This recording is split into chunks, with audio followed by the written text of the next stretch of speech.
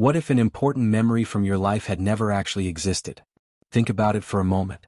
A clear scene in your mind, a specific place, people around you, strong emotions, it all seems so real that you would never question it. But what if your own brain had created that memory from scratch? Have you ever experienced this? Have you ever had that strange feeling of remembering something with absolute certainty and then discovering that it didn't happen exactly that way, or simply never happened at all? We grow up believing that memory functions like an internal camera, faithfully recording every moment of our lives. After all, if you remember it, then it happened, right? But brain science reveals something far more unsettling. Human memory is not a reliable recording of reality. It's a reconstruction. And often, a flawed reconstruction. What you're about to discover may surprise you because it involves how the brain interprets, distorts, and even invents experiences to make sense of the world around us. Imagine remembering in detail a conversation that never happened, a childhood event that no one else remembers, or even a significant situation that, when confronted with facts, simply doesn't hold up. These so-called false memories are not rare, they are not a sign of mental weakness, and they don't only happen to inattentive people. On the contrary, they are part of the normal functioning of the human brain. And understanding this completely changes how you view your own memories. The brain is an extraordinary machine of interpretation. It doesn't store facts like static files. Every time you access a memory, it reconstructs that experience based on fragments, emotions, expectations, and current information. In this process, small errors can arise. Sometimes these errors are so subtle that they go unnoticed. At other times, they create entire memories that seem absolutely real. Sensations, mental images, internal dialogues, everything can be fabricated without you realizing it. And you know what makes this even more intriguing? Intense emotions like fear, anxiety, stress, or nostalgia play a huge role in this construction. The brain prefers a coherent story to admitting that something is missing. When there are gaps, it fills them in. When there is uncertainty, it creates meaning. This is how false memories arise, mixing imagination, real experiences, and external influence into a narrative that seems solid. Stay with me until the end because this mechanism explains much more than simple forgetfulness. It helps us understand why we trust so much in something that may not be true. Perhaps you've already noticed how stories told by other people, old photos, movies, dreams, or even innocent comments can trigger memories you swore you'd lived. The brain is highly suggestible. It learns, adapts, and constantly adjusts its perception of reality. And in this process, it creates memories that make emotional sense, even if they don't make factual sense. The most disturbing thing is that, when these memories surface, there's no warning saying this is false. To the brain, everything seems legitimate. Throughout this video, we'll delve into the fascinating territory of strange brain phenomena, understand why it creates memories that never happened, and what this reveals about how we perceive reality. If you think your mind is a faithful record of your life, perhaps it's time to question that more deeply. Because, from here on out, each memory may hide something far more complex than it seems. And that's exactly why this subject often affects us so much. Because, on some level, we've all felt that silent discomfort of realizing that our own minds may not be as reliable as we thought. Perhaps, as you listen to this now, a specific memory has already surfaced in your head. A scene, a detail, a strangely familiar feeling. If this topic resonates with you, leave a comment below about what has touched you the most so far, or even a personal experience that connects to this. Sometimes, putting it into words helps to organize what the brain itself insists on confusing. And if at any point you thought, "That's exactly how I feel," or "I'd never thought about it that way before," liking the video is a simple way to show that this type of content matters to you. It seems like a small gesture, but it makes a huge difference in getting this conversation to more people who also experience these strange mental phenomena and don't even know where to begin to understand them. If you enjoy scientific curiosities, brain mysteries, and reflections that make us question reality itself, subscribing to the channel is almost an invitation to continue this journey together. Your participation here is what makes this channel grow, gain strength, and continue exploring profound topics like this one, calmly, curiously, and with respect for the complexity of the human mind. And now that this question has been planted, it's worth moving forward. Because what comes next begins to reveal how and why the brain does all this without us realizing it. Now I want to delve even deeper into this subject because understanding what false memories are completely changes how we perceive our own minds. When we talk about false memories, many people imagine something extreme like inventing an entire story or obviously confusing reality with fantasy. But in practice, it's much more subtle and much more common than it seems. False memories are recollections that the brain creates, alters, or distorts over time, even when the event didn't happen exactly that way, or simply never happened. And most importantly, this doesn't mean you're lying, exaggerating, or tripping. It simply means your brain is doing what it does all the time, interpreting, reconstructing, and trying to make sense of its own experience. Memory isn't a closed file. It's alive. Every time you access a memory, it goes through an updating process. Details are adjusted, emotions are mixed, current contexts infiltrate the past. The result can be a memory that seems real, coherent, and emotionally true, even if the facts don't confirm it. Think about childhood memories. How many of them are you absolutely certain are yours, but in reality came from stories someone told so many times that they ended up becoming memory? A scene narrated by a father, a mother, a grandfather. An episode repeated at family gatherings. Over time, the brain begins to fill in the empty spaces with images, sounds, sensations. Suddenly, you remember the room, the clothes, the expressions of the people. But that may never have been consciously experienced by you. It was constructed in the background of your mind. The same thing happens in everyday conversations. Sometimes you leave a discussion certain that something was said in a specific way. Later, you discover that the other person remembers it completely differently. It's not necessarily bad faith. It's two brains reconstructing the same event in different ways, guided by emotions, expectations, and personal interpretations. The factual truth becomes diluted, and what remains is a version that makes sense to each person. This is the silent impact of false memories on relationships, decisions, and even how we construct our identity. Family situations are also fertile ground for this. A significant event, an old conflict, an important decision.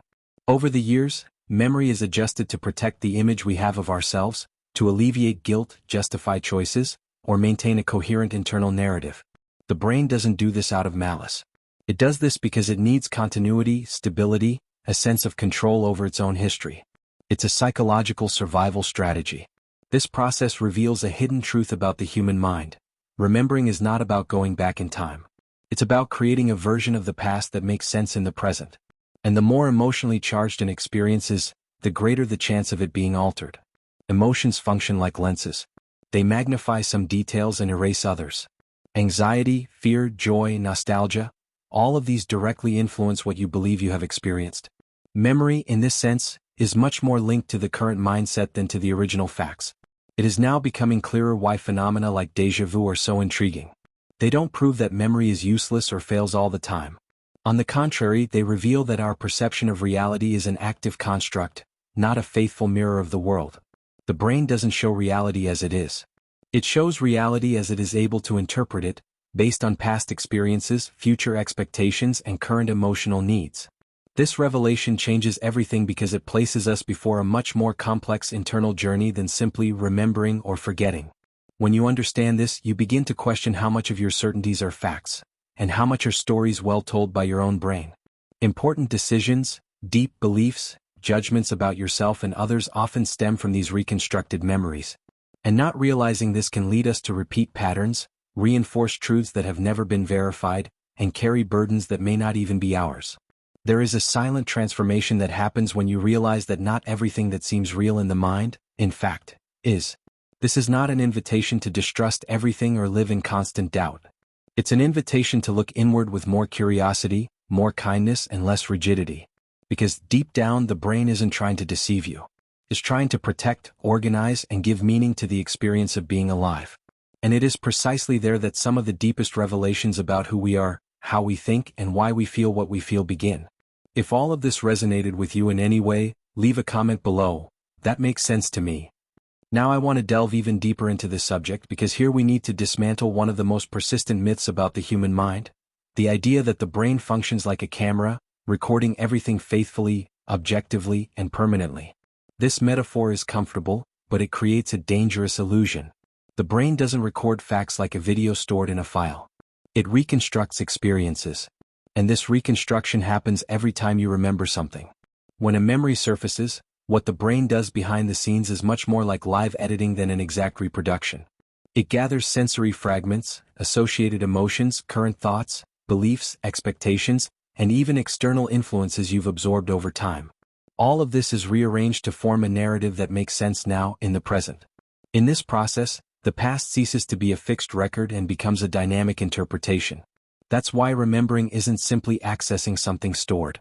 It's recreating. Every memory is, in practice, a new version of itself. Each time you revisit a memory, it becomes vulnerable to small changes. A detail changes, an emotion gains more weight, a context is adjusted. And the most impressive thing is that the brain does this without asking permission, delivering this reconstruction with an internal feeling of absolute certainty.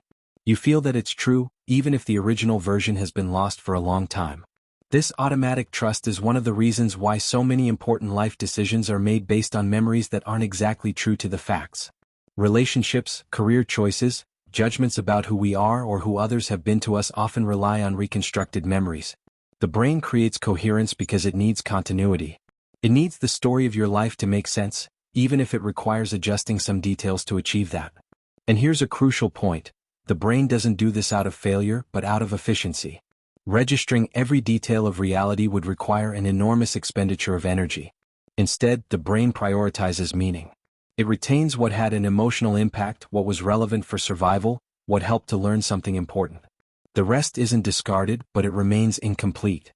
And when that information is needed, the brain simply fills in the gaps. It is in this filling-in process that distortions arise. Not as grotesque errors, but as subtle adjustments.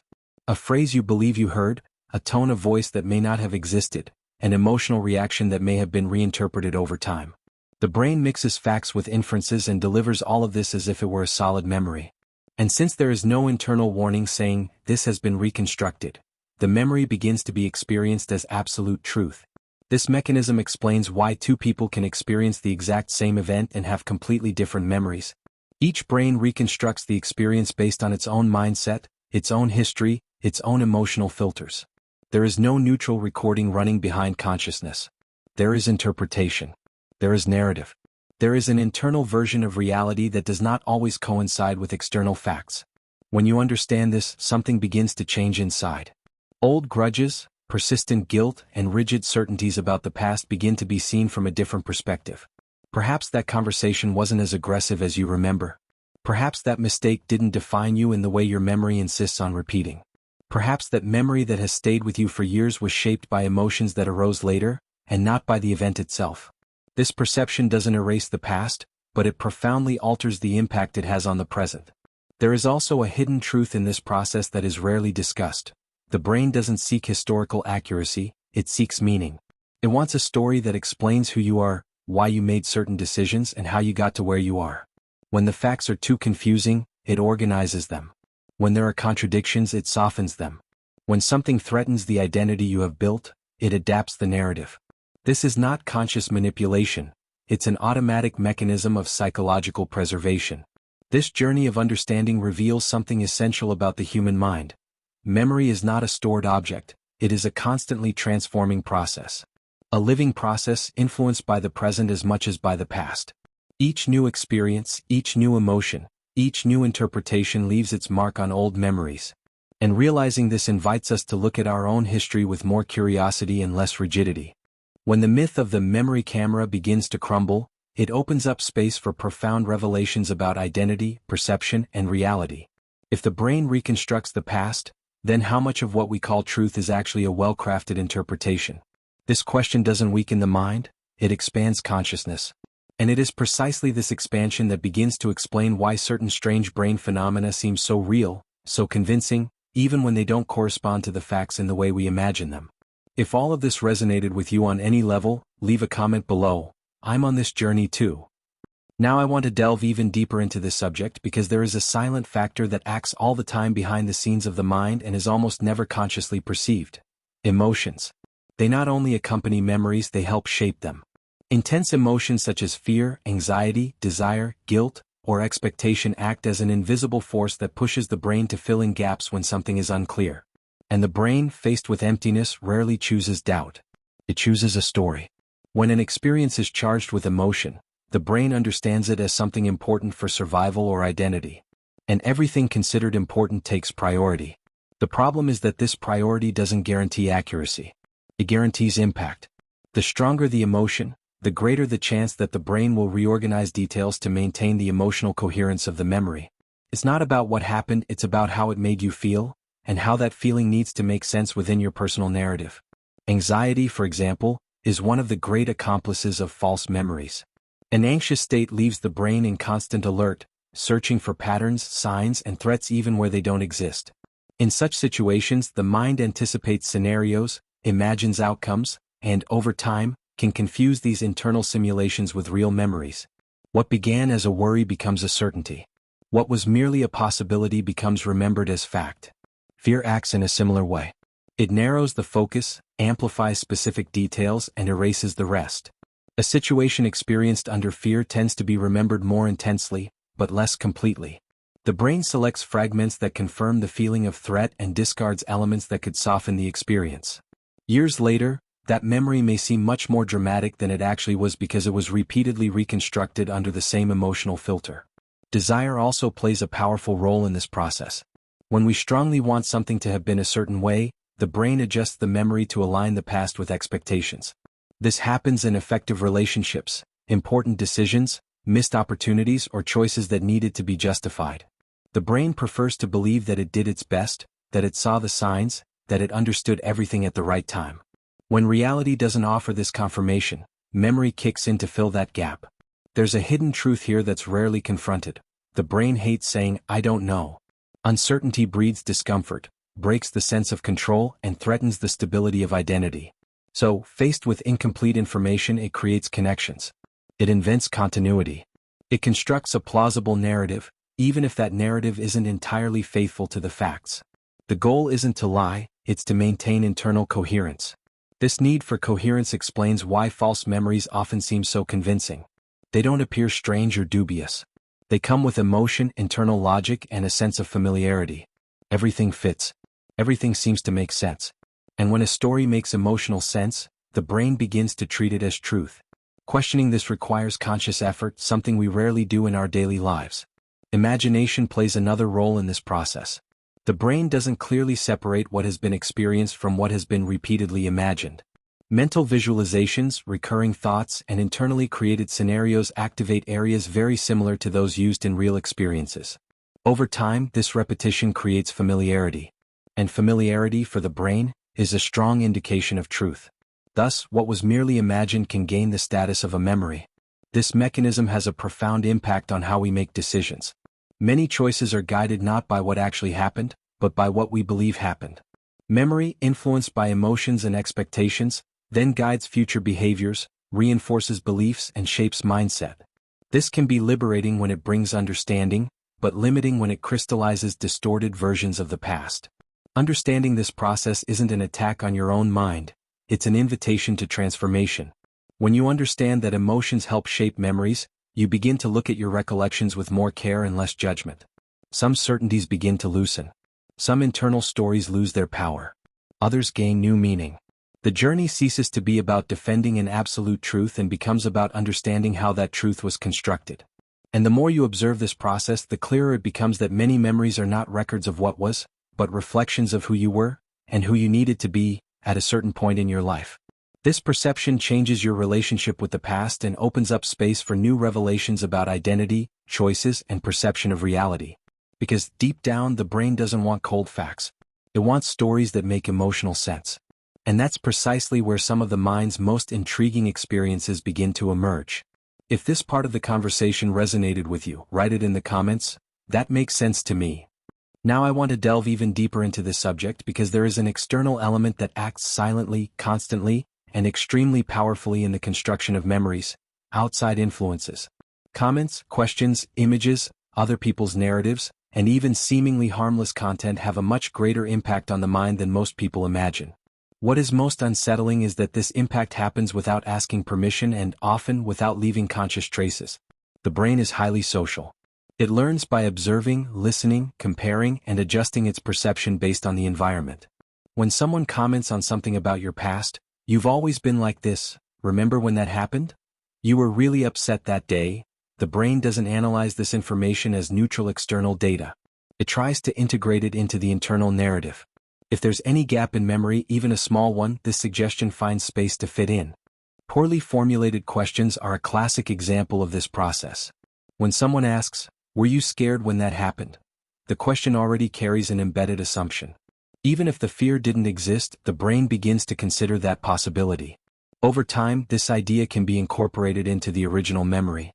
What was once neutral gains emotion. What was vague takes shape. Memory adapts to suggestion because it offers coherence.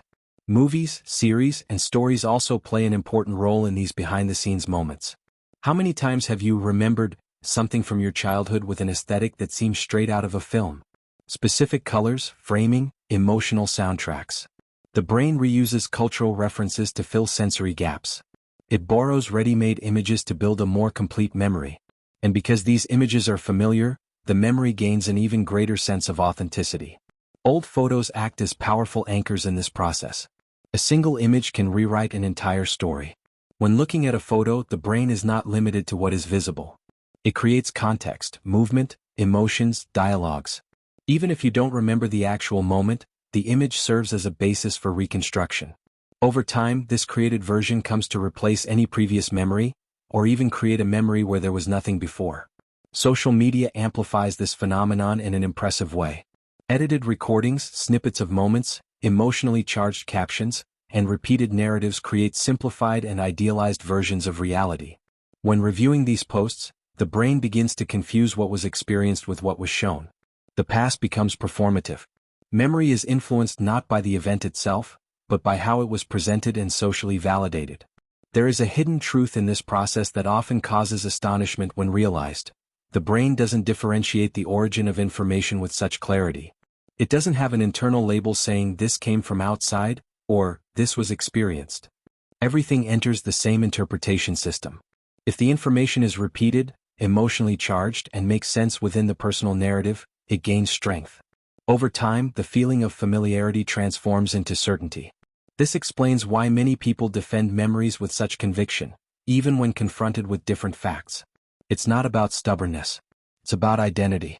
Questioning a constructed memory is often questioning a part of one's personal history. The brain resists because that memory is already integrated into the mentality, the decisions made, the associated emotions.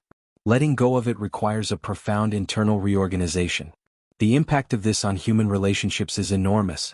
Fights, resentments, and misunderstandings often stem from memories influenced by external versions. A comment heard years later, someone else's interpretation, a repeated narrative can completely change how an event is remembered. And since each person receives different influences, versions of the past diverge more and more from one another. Realizing how easily influenced we are causes initial discomfort, but it also opens up space for transformation. When you understand that many memories weren't born solely from direct experience, you begin to look at them with more curiosity and less rigidity. Some certainties begin to loosen. Some truths lose their absolute weight. Other revelations emerge, showing that the past may be less fixed than it seemed. This journey of understanding does not diminish the human mind. On the contrary, it reveals how malleable, adaptable, and deeply connected we are to our environment. The brain doesn't create false memories out of naivete, but because it is constantly trying to integrate information, maintain coherence, and make sense of the experience of existing in a complex social world. And the more you observe these behind-the-scenes aspects, the more you realize that memory is a shared territory between what was lived and what was suggested. This perception changes the way you see your own memories and those of others. Judgments become softer. Certainties become less rigid. Truth ceases to be something fixed and begins to be understood as a constantly adjusting construction. And when this understanding deepens, other even more subtle phenomena of the mind begin to reveal themselves, showing that the boundary between reality and perception is much more delicate than we usually admit. If this part of the conversation sparked something in you, write in the comments, "That makes sense to me."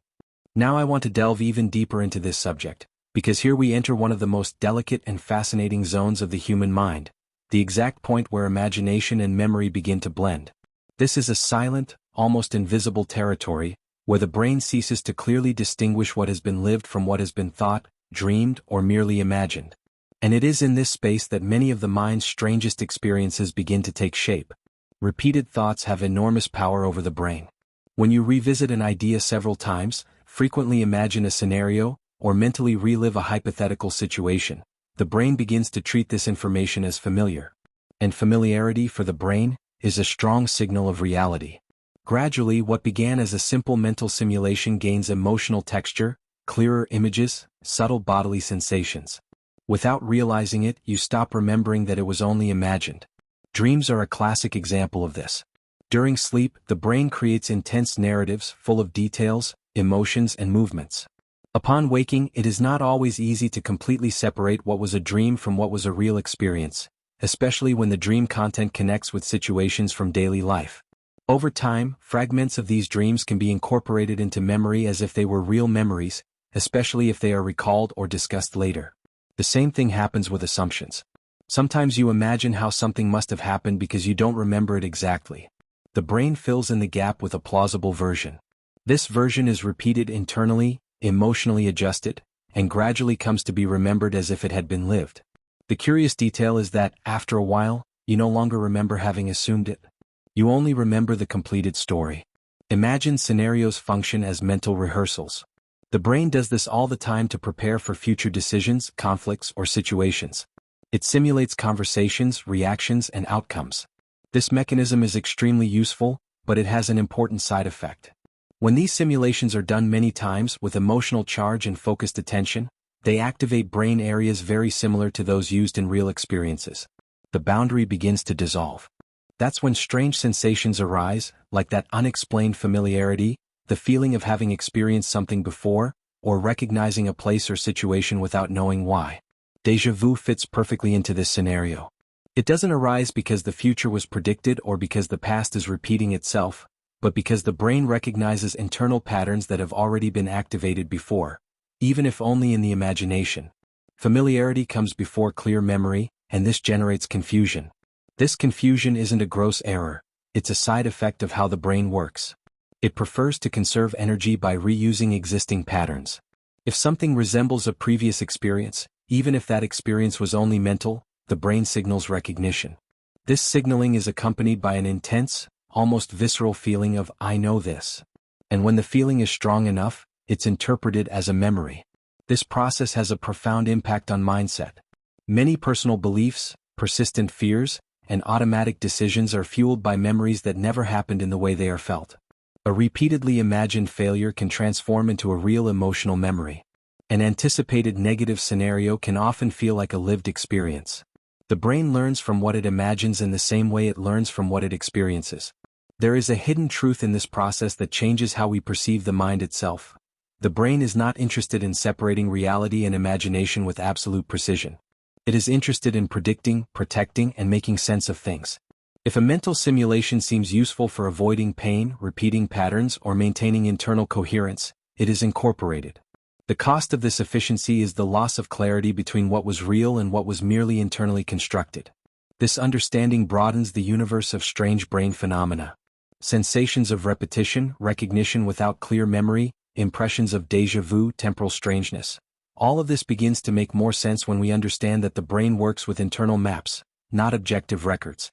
It navigates reality using mental shortcuts, and these shortcuts don't always differentiate between lived experience and imagined experience. Upon realizing this, something begins to reorganize internally. Some certainties lose their rigidity.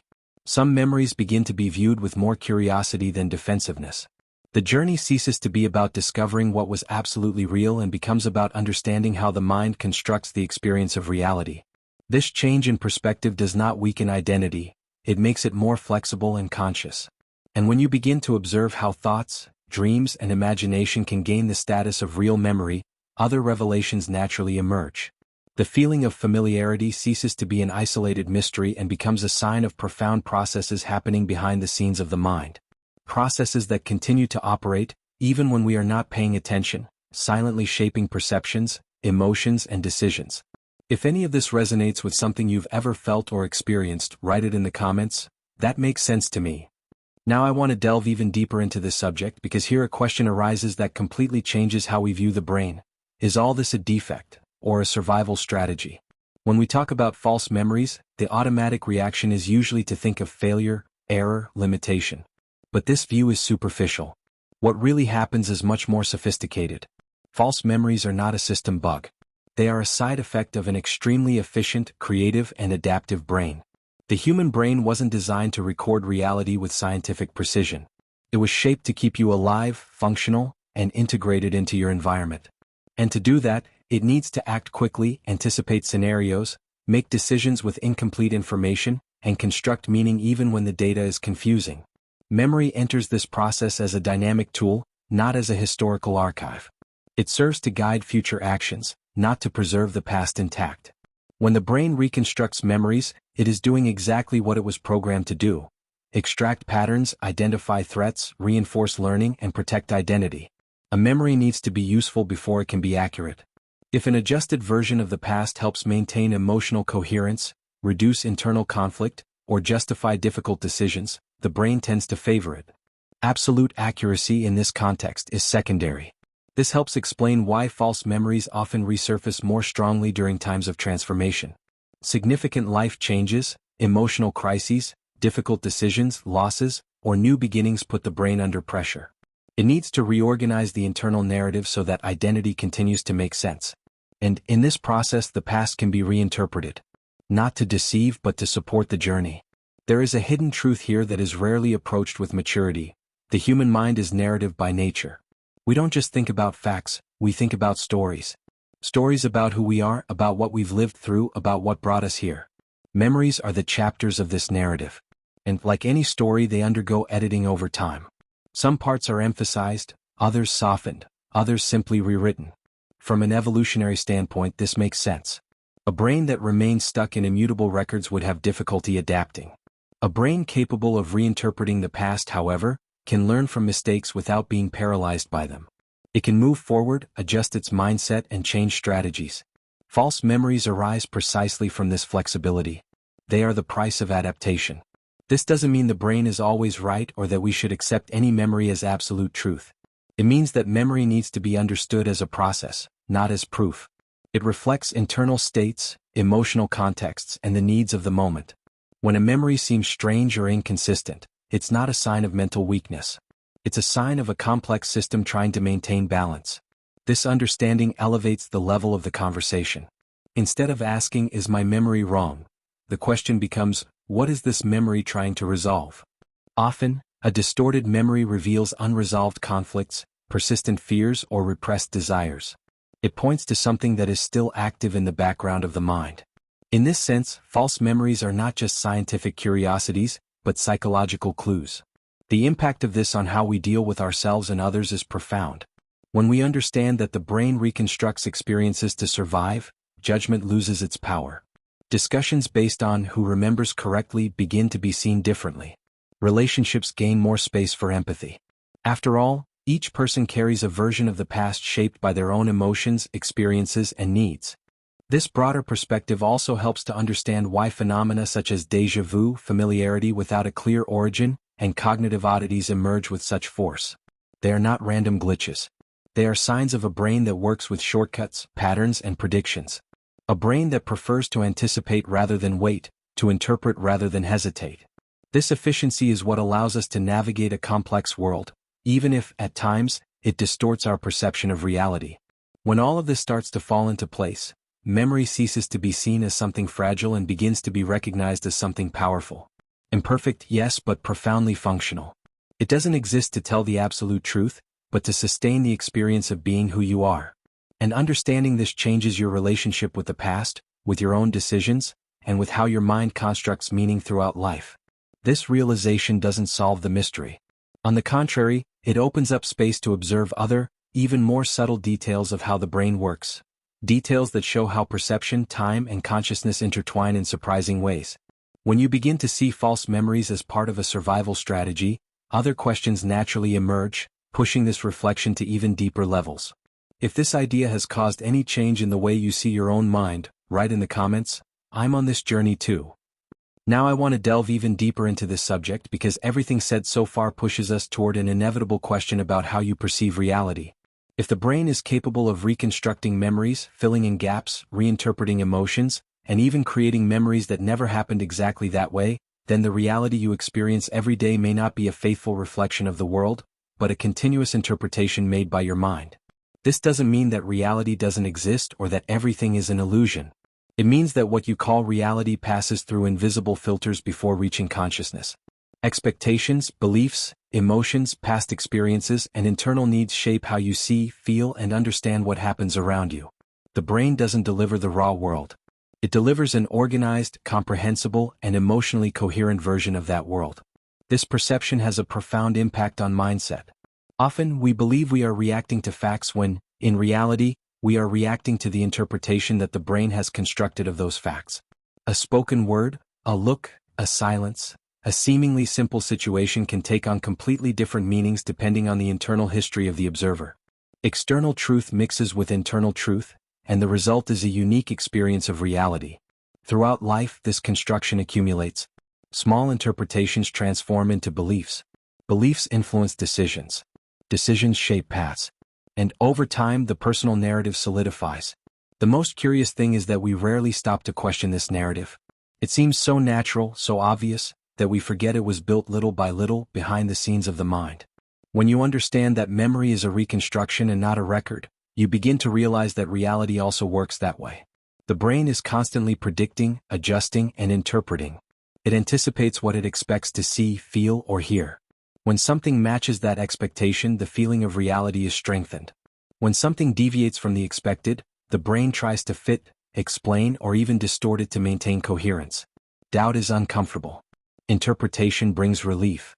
This dynamic explains why two people can experience the same situation and come away with completely opposite views of what happened. Neither is lying. Each is living their own internal reality. This doesn't eliminate the existence of facts, but it shows that access to them is never direct. It always goes through a process of mental translation. And this translation is influenced by everything you have already lived, felt, and believed. There is a hidden truth in this process that can be disconcerting, but also liberating. If the reality you perceive is, in part, a construct, then it too can be reinterpreted. This doesn't mean denying difficult experiences or erasing the past, but recognizing that the meaning attributed to them is not fixed. There is room for transformation. There is room for new interpretations. There is room for a more conscious relationship with one's own mind. This understanding changes how we deal with conflicts, frustrations, and even ourselves. Many pains persist not because of what happened, but because of the story we keep telling ourselves about it. The brain, trying to protect its identity, repeats this story as if it were an immutable fact. But when you realize that memory and perception are living processes, something begins to loosen. Rigidity gives way to curiosity. Absolute certainty gives way to reflection. Phenomena like déjà vu, familiarity without a clear origin, or perceptual oddities cease to seem like isolated events and become signs of this same mechanism in action. The brain recognizes patterns before identifying facts. It feels before explaining. And this anticipation creates intense experiences that make us question what is real and what is constructed. These experiences are not strange glitches. They are windows to observe how the mind operates. The journey of understanding this isn't about losing touch with reality, but about gaining depth. It's about realizing that living is about interpreting all the time. That our decisions are influenced by internal versions of the world. That our identity is shaped by stories we tell ourselves, often without realizing it.